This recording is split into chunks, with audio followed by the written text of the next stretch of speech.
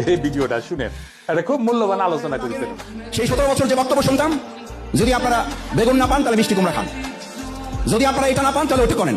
এখন বর্তমান বিদ্যুৎ মন্ত্রী অলরেডি রেসিপি দেওয়া শুরু করে দিয়েছে, বলছে ঋণের বোঝায় জর্জরিত হওয়ার চেয়ে অন্ধকারে থাকা ভালো। আমরা ধিক্কার জানাই, অন্ধকারে থাকার জন্যই দেশ 2024-এর 5ই আগস্ট আরেক মাস স্বাধীন হয় নাই। যদি না পারেন দায়িত্ব ছেড়ে দেন, আমরা আলোকিত বাংলাদেশ করার জন্য সিদ্ধান্ত নিতে চাই।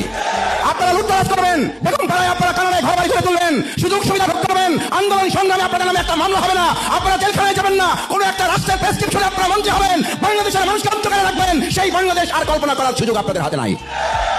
কেউ কেউ সরকারি দলের বলা শুরু করেছেন, দু একজন মন্ত্রীও কথা বলতে শুরু করেছেন, কারণ তারা জানেন পবিত্র মাহে রমজান, সংযত হওয়ার কথা, সংযম হওয়ার কথা। আমি এই কথাটা গাড়িতে আসতে আসতে ভাবছি যে আপনাদের সামনে শব্দটা উচ্চারণ করবো কিনা।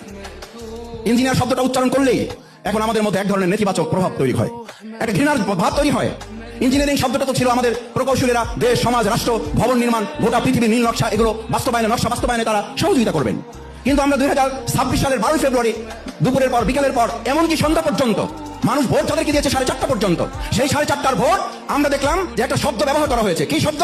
সেই শব্দের নাম হচ্ছে ইঞ্জিনিয়ারিং। অথচ সেই ইঞ্জিনিয়ার এখানে বসে আছেন। আমি আপনাদেরকে পরিষ্কার বলতে চাই, আপনাদের এই পদ পদবীর উপরে যারা কলঙ্ক লেপন করেছেন, আপনারা 18 কোটি মানুষকে সাথে নিয়ে এর বিরুদ্ধে তীব্র প্রতিবাদ করে তুলে ভোট দিয়েছে এক জায়গায়, সরকার গঠন হয়েছে আরেক জায়গায়, এর পরিণতি অতি সত্তর জনগণ আরেকবার মানুষকে জবাব দেওয়ার জন্য প্রস্তুত থাকবে।